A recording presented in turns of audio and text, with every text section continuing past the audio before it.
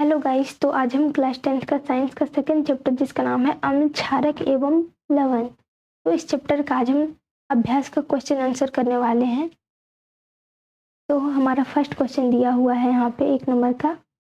कोई विलयन लाल लिटमस को नीला कर देता है तो इसका पीएच मान संभवतः क्या होगा। तो लाल लिटमस पत्र को नीला कर देता है हमारा क्षारक, तो क्षारक का पीएच मान होता है 7 से अधिक। तो यहाँ पे 7 से अधिक एक डी नंबर में ही है और ये सब तो 7 से कम है, तो इसका आंसर हो जाएगा डी नंबर, 10 हो जाएगा इसका आंसर। तो अब नेक्स्ट है हमारा 2 नंबर का। कोई विलयन अंडे के पिसे हुए कवच से अभिक्रिया कर एक गैस उत्पन्न करता है जो चूने के पानी को दूधिया कर देती है, इस विलयन में क्या होगा। तो चूने के पानी को दूधिया कर देता है वो होता है हमारा बी नंबर, ये हो जाएगा बी नंबर HCl, क्योंकि HCl जो है हमारा वो चूने के पानी को दूधिया कर देता है। तो नेक्स्ट क्वेश्चन देखते हैं। नेक्स्ट है हमारा 3 नंबर का। NaOH का 10 ml विलयन जो है वो HCl के 8 ml विलयन से पुनः जो है उसे उदासीन हो सकता है। तो यदि हम NaOH के उसी विलयन का 20 ml लें तो इसे उदासीन करने के लिए HCl के उसी विलयन की कितनी मात्रा आवश्यक होगी। तो यहाँ हमारा NaOH का विलयन है 10 ml, उसको 8 ml जो है HCl है, उसके विलयन को पुनः क्या करता है, उदासीन हो जाता है। तो यहाँ पे हमारा NaOH का विलयन जो है वो डबल है, 10 है तो यहाँ पे 20 लिया है, तो यहाँ पे HCl का भी तो डबल ही होगा। यहाँ पे 8 है तो 16 हो जाएगा, यहाँ पे 10 दिए हैं तो यहाँ पे 20 है, तो यहाँ 8 है तो 16 होगा, तो इसका आंसर हो जाएगा हमारा डी नंबर 16 ml। अब नेक्स्ट देखते हैं। नेक्स्ट है हमारा 4 नंबर। 4 नंबर का क्वेश्चन हमारा अपच का उपचार करने के लिए निम्न में से किस औषधि का उपयोग होता है। तो इसमें हमारा इसका आंसर हो जाएगा सी नंबर, एंटासिड। एंटासिड का जो है वो अपच का उपचार के लिए इसका उपयोग होता है। तो नेक्स्ट देखते हैं। नेक्स्ट हमारा 5 नंबर। निम्न अभिक्रिया के लिए पहले शब्द समीकरण लिखिए तथा उसके बाद संतुलित समीकरण लिखिए। तो हमारा पहला नंबर है तनु सल्फ्यूरिक अम्ल जो है वो दानेदार जिंक के साथ अभिक्रिया करता है। तो तनु सल्फ्यूरिक अम्ल का हो जाएगा H2SO4 और दानेदार जिंक है तो यहाँ पे Zn हो गया, इसके साथ अभिक्रिया करता है तो यहाँ हमारा बन गया ZnSO4, यहाँ पे H2 बन गया। यहाँ पे H2 का जो है वो अभिक्रियाशीलता इसका कम है, इसको इसलिए विस्थापित होके यहाँ अकेले हो गया और यहाँ पे ZnSO4 बन गया। ऐसे ही सारे क्वेश्चन में हुआ है। और यहाँ हमारा बी नंबर में है तनु हाइड्रोक्लोरिक अम्ल जो है वो मैग्नीशियम पट्टी के साथ अभिक्रिया करता है। तो तनु हाइड्रोक्लोरिक अम्ल जो है इसका फॉर्मूला हो गया HCl और ये जो मैग्नीशियम पट्टी के साथ अभिक्रिया करता है तो Mg हो गया मैग्नीशियम पट्टी का, मैग्नीशियम का। तो यहाँ पे जो है वो MgCl हो गया, Mg है और यहाँ पे Cl ले लिया Mg और यहाँ पे H2 जो है तो H को यहाँ पे ये जो हमारा हाइड्रोजन है इसको विस्थापित कर दिया, यहाँ पे साइड में अकेले कर दिया क्योंकि इसका क्रियाशीलता कम है। तो अब नेक्स्ट देखते हैं। नेक्स्ट है हमारा सी नंबर में तनु सल्फ्यूरिक अम्ल जो है वो एल्यूमिनियम चूर्ण के साथ अभिक्रिया करता है। तो तनु सल्फ्यूरिक अम्ल का हो गया फॉर्मूला H2SO4 और एल्यूमिनियम चूर्ण का हो गया Al, दोनों अभिक्रिया करेगा तो Al2SO4 बन गया। और यहाँ हमारा जो H2 है वो बेचारा अकेले रह गया क्योंकि इसका अभिक्रियाशीलता कम है और यहाँ पे Al जो है वो SO4 ले लिया। और नेक्स्ट है हमारा डी नंबर में तनु हाइड्रोक्लोरिक अम्ल जो है वो लौह के रेतन के साथ अभिक्रिया करता है। तो तनु हाइड्रोक्लोरिक अम्ल का फॉर्मूला हो गया HCl और अम्ल लौह के रेतन का फॉर्मूला हो गया Fe। दोनों अभिक्रिया किया तो FeCl3 बन गया और H2 जो हमारा हो गया वो साइड में हो गया, विस्थापित हो गया, अकेले रह गया। इसका क्रियाशीलता कम है तब इसको हम संतुलित करेंगे। तो यहाँ पे हमारा हाइड्रोजन जो है वो 2 है, यहाँ पे भी हाइड्रोजन 2 है, यहाँ पे हमारा SO4 1 है, ये भी SO4 हो गया, यहाँ पे Zn है, यहाँ पे भी Zn है, तो ये ऑलरेडी हमारा संतुलित है। तो नेक्स्ट देखते हैं। यहाँ पे हमारा हाइड्रोजन जो है वो 1 है, यहाँ पे हाइड्रोजन 2 है, इसलिए यहाँ हम अपने से यहाँ पे 2 लगाए हैं, तो यहाँ हमारा हो गया हाइड्रोजन 2, यहाँ पे भी हाइड्रोजन 2, तो यहाँ पे Cl2 हो गया, यहाँ पे Cl2 हो गया, तो यहाँ पे भी हम 2 लगाएंगे, तो यहाँ पे हमारा Cl2 हो गया, Mg हमारा 2 है, 2 हो गया, यहाँ पे 2 लगाए तो इसलिए यहाँ पे भी हम 2 लगा देंगे। तो नेक्स्ट हम 3 नंबर का देखते हैं, यहाँ पे हाइड्रोजन हमारा 2 है, यहाँ पे हाइड्रोजन 2 है, SO4 है, यहाँ पे भी SO4 है, यहाँ जो हमारा है यहाँ Al है, यहाँ पे भी Al है।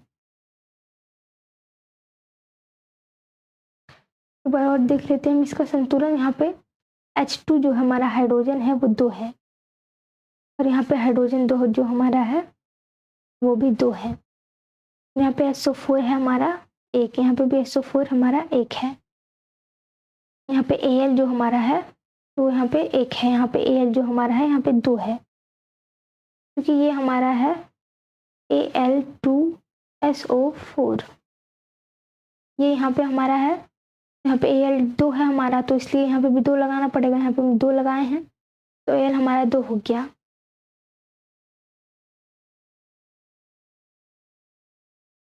और यहाँ पे जो हमारा है, तो अब देखते हैं हम, तब यहाँ पे हमारा है H2 2 है, यहाँ पे भी H2 2 है,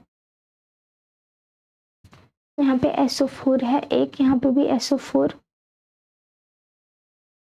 हो गया हमारा, SO4 यहाँ पे भी सेम ही है, यहाँ पे Al हमारा 2 हो गया, और यहाँ पे भी Al2 है, तो ये हो गया हमारा संतुलित।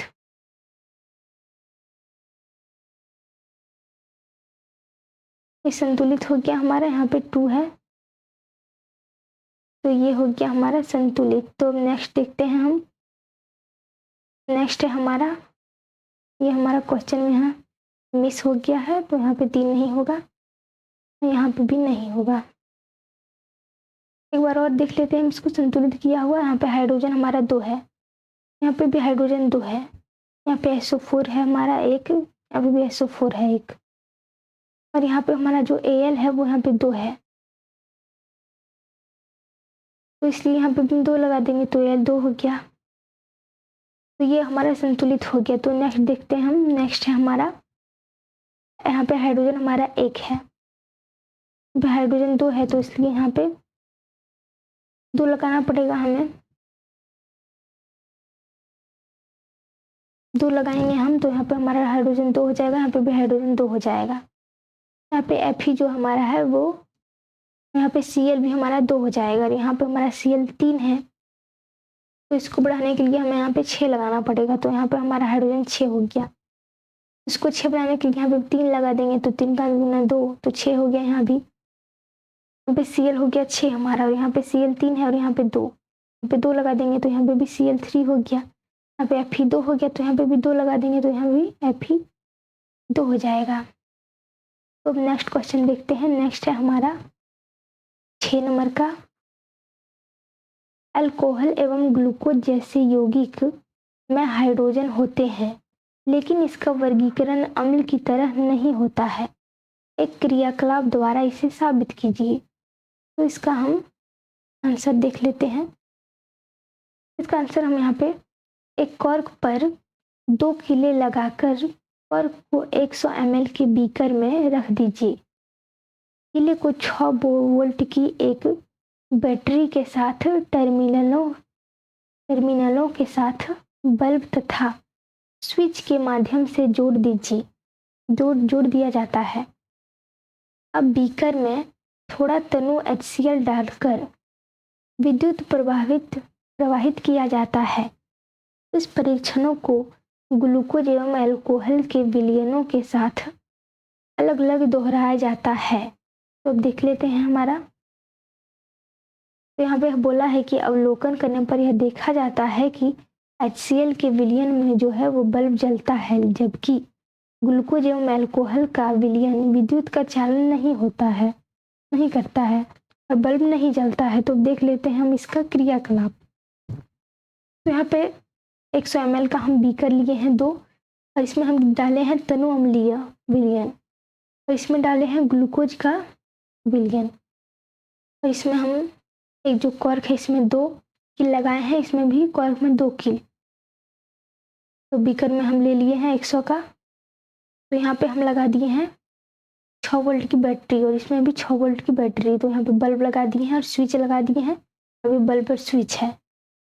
तो इसमें जो है हमारा है, इसमें ये जो हमारा ग्लूकोज का विलयन है और अल्कोहल का, इसमें हमारा करंट नहीं जाता है, मतलब कि बल्ब नहीं जलता है। ये जो बल्ब हमारा दिया हुआ है यहाँ पे, ये नहीं जलता है इसमें,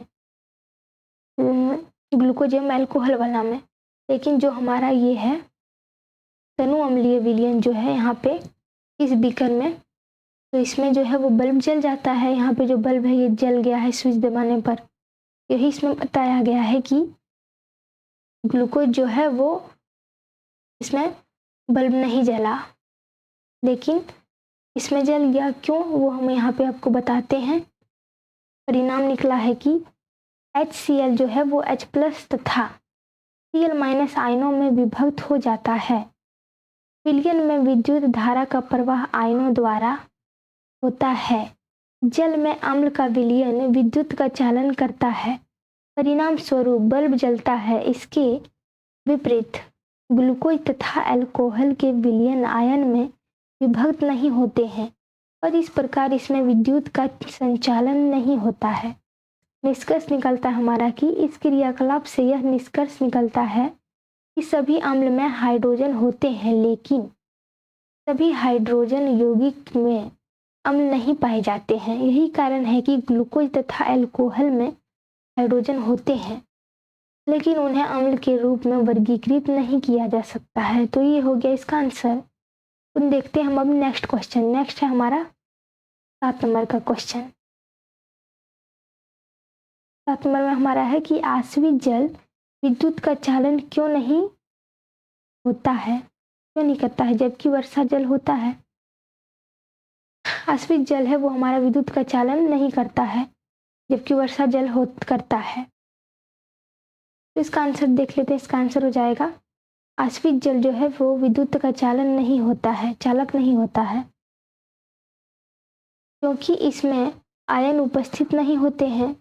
जबकि वर्षा जल विद्युत का चालन करता है, क्योंकि इसके आयनों में विघटित लवण की मौजूद होते हैं, विघटित लवण की मौजूद होते हैं। तो देख लेते हैं नेक्स्ट क्वेश्चन। हम नेक्स्ट है हमारा 8 नंबर का क्वेश्चन। जल की अनुपस्थिति में अम्ल का व्यवहार अम्लीय क्यों नहीं होता। तो इसका आंसर हो जाएगा जल की अनुपस्थिति में जो है वो अम्ल का व्यवहार अम्लीय नहीं होता है, क्योंकि अम्ल से हाइड्रोजन का विघटन केवल जल की उपस्थिति में उत्पन्न होता है। तो देख लेते हैं नेक्स्ट क्वेश्चन। नेक्स्ट है हमारा 5 विलयनों ABCD व E की जब सार्वत्रिक सूचक से जांच की जाती है तो pH के मान क्रमशः 4, 1 और 11 और 7 एवं 9 प्राप्त होते हैं। कौन सा विलयन उदासीन है, कौन सा प्रबल क्षारीय है, कौन सा प्रबल अम्लीय है, कौन सा दुर्बल अम्लीय है, कौन सा दुर्बल क्षारीय है, और pH के मानों को हाइड्रोजन आयन की सांद्रता के आरोही क्रम में व्यवस्थित कीजिए। तो देख लेते हैं हम। तो पहले हमारा है कि उदासीन है, तो यहाँ पे उदासीन है तो विलयन जो है वो D के साथ pH का मान 7 है। और नेक्स्ट है हमारा प्रबल क्षारीय, तो विलयन जो है वो C के साथ pH का मान 11 है। यहाँ पे प्रबल अम्लीय, तो यहाँ पे हो जाएगा विलयन B के साथ pH का मान 1 है, pH मान 1। और दुर्बल अम्लीय जो है वो विलयन A के साथ pH का मान 4 है। दुर्बल क्षारीय जो है वो विलयन E के साथ pH मान 9 है। तो यहाँ पे है कि pH के मानों को हाइड्रोजन आयन की सांद्रता के आरोही क्रम में व्यवस्थित करने पर जो 11 है उससे हमारा छोटा है 9, और 9 से छोटा है 7, और 7 से छोटा है 4, और 4 से छोटा है 1। तो इसको हम अच्छे से समझा देते हैं। हमारा क्वेश्चन में बोला था कि 5 विलयनों ABCD जो है और E इस सार्वत्रिक सूचक से जांच की जाती है तो pH के मान क्रमशः क्या होते हैं। तो pH का मान क्या होगा, तो उदासीन बोला है, तो उदासीन हमारा क्या होता है, जो साथ होता है वो होता है उदासीन। तो इसलिए हमारा जो है वो ABCD ये हमारा हो जाएगा उदासीन। डी नंबर जो हमारा है वो हो जाएगा हमारा उदासीन। यहाँ पे हमारा डी नंबर ये हो गया हमारा उदासीन, क्योंकि उदासीन जो है उसका पीएच मान 7 होता है। और प्रबल क्षारीय, तो क्षारीय होता है 7 से अधिक, तो 7 से अधिक यहाँ पे एक हमारा है 9, यहाँ पे 11 है, तो 11 हमारा हो जाएगा प्रबल क्षारीय। दूसरा हमारा है प्रबल अम्लीय, तो अम्लीय होता है 7 से अधिक जिसका पीएच मान होता है 7 से कम, तो 7 से कम यहाँ पे हमारा है प्रबल अम्लीय बोला है, तो 4 हो जाएगा, क्योंकि इसमें सबसे कम वाला नहीं है। यहाँ पे दुर्बल अम्लीय बोला है तो 4 1 हो जाएगा। यहाँ पे दुर्बल क्षारीय बोला है तो दुर्बल कौन सा है, 9 है। तो ये हो गया हमारा आंसर। देखते देखते नेक्स्ट क्वेश्चन। नेक्स्ट में हमारा 10 नंबर में है, परख नली जो है वो A एवं B में समान लंबाई की मैग्नीशियम की पट्टी लीजिए। परख नली ए में हाइड्रोक्लोरिक अम्ल जो है वो HCl तथा परख नली B में एसिटिक अम्ल जो है वो CH3COOH डालिए। इस परख नली में अधिक तेजी से बुदबुदाहट होगी तथा क्यों। इसका आंसर देखते हैं हम। परख नली जो ये है उसमें अधिक तेजी से बुलबुले होंगे, जिसमें बुदबुदाहट होगी, जिसमें हाइड्रोक्लोरिक अम्ल जो है में HCl है। ऐसा इसलिए होता है क्योंकि HCl अम्ल CH3COOH अम्ल की तुलना में अधिक प्रबल है। इस प्रकार तीव्र गति में हाइड्रोजन गैस उत्पन्न होता है, जिस कारण बुदबुदाहट उत्पन्न होता है। तो देखते हैं नेक्स्ट क्वेश्चन। नेक्स्ट है हमारा 11 नंबर का, ताजे दूध के पीएच का मान 6 होता है। दही बन जाने पर इसका पीएच के मान में क्या परिवर्तन होगा, अपना उत्तर समझाइए। तो इसका आंसर हो जाएगा हमारा, दूध के पीएच का मान 7 होता है। जैसे यह दही में परिवर्तित होता है, पीएच का मान घट जाता है, जिसमें मौजूद अम्ल पीएच के मान को कम कर देता है। तो देखते हैं नेक्स्ट है हमारा 12 नंबर का, एक ग्वाला ताजे दूध में थोड़ा बेकिंग सोडा मिलाता है तो क्या होगा। ए नंबर हमारे बोला है कि ताजा दूध के पीएच के मान को 6 से बदलकर थोड़ा क्षारीय क्यों बना देता है। तो अब हमारा है कि इस दूध को दही में बनने के लिए समय क्यों लगता है। तो देखते हैं हम, इसका आंसर हमारा हो जाएगा, ताज़ा दूध के पीएच के मान को 6 से बदलकर थोड़ा क्षारीय बना देता है, क्योंकि क्षारीय जो है वो स्थिति में दूध आसानी से दही नहीं बनता है, क्योंकि यह दूध जो है वो सामान्य दूध की तुलना में थोड़ा अधिक क्षारीय है। दही बनने में सहायक अम्ल जो है वो क्षारक द्वारा उदासीन हो जाता है, इसलिए इस दूध को दही में बनाने के लिए समय लगता है। तो नेक्स्ट क्वेश्चन है हमारा, प्लास्टर ऑफ पेरिस को आर्द्ररोधी बर्तन में क्यों रखा जाता है। आर्द्ररोधी बर्तन में इसकी व्याख्या करें। तो इसका आंसर हो जाएगा हमारा, प्लास्टर ऑफ पेरिस को आर्द्ररोही बर्तन में रखा जाता है क्योंकि यह नमी से जल अवशोषित करता है तथा जिप्सम बनकर कठोर ठोस पदार्थ में बदल जाता है। इसे निम्नलिखित समीकरण द्वारा दर्शाया जाता है। तो ये है हमारा CaSO4 × 1/2 H2O + 1/2 H2O। तो प्लास्टर ऑफ पेरिस है वो जल के साथ अभिक्रिया करता है तो जिप्सम बन जाता है CaSO4 × 2 H2O, इसलिए इसको आर्द्ररोही बर्तन में नहीं रखा जाता है। नेक्स्ट क्वेश्चन है हमारा, उदासीनीकरण अभिक्रिया क्या है, 2 उदाहरण दीजिए। तो उदासीनीकरण होता है हमारा, अम्ल एवं क्षारक की अभिक्रिया के परिणाम स्वरूप लवण तथा जल प्राप्त होते हैं, जिससे उदासीनीकरण अभिक्रिया कहते हैं। इसका एग्जाम्पल हो गया NaOH + HCl, तो यहाँ बन गया NaCl और H2O। और सेकंड एग्जाम्पल है हमारा ZnO3 और KOH, दोनों अभिक्रिया करेगा तो KNO3 बनेगा और H2O बनेगा। तो नेक्स्ट है हमारा नेक्स्ट और सबसे लास्ट क्वेश्चन है हमारा 15 नंबर का। तो देखते हैं हमारा 15 नंबर में है, धोने का सोडा एवं बेकिंग सोडा के दो प्रमुख उपयोग बताएं। तो इसका उपयोग बताना है। तो यहाँ पे हमारा आंसर हो जाएगा, धोने का सोडा के दो मुख्य उपयोग निम्नलिखित हैं। तो देख लेते हैं हमारा क्या क्या है। तो एक नंबर में हमारा है कि इसका उपयोग जो है वो कांच, साबुन एवं कागज उद्योग में होता है। इसका उपयोग धोने वाला सोडा का। और नेक्स्ट है हमारा, जल की स्थायी जो है कठोरता को हटाने के लिए इसका उपयोग होता है। और यहाँ पे बेकिंग सोडा के दो निम्नलिखित उपयोग। तो इसका एक नंबर में हमारा है कि बेकिंग पाउडर बनाने में जो baking soda, sodium hydrogen carbonate जो है एवं टार्टरिक अम्ल जो जैसा एक मंद खाद्य अम्ल का मिश्रण है।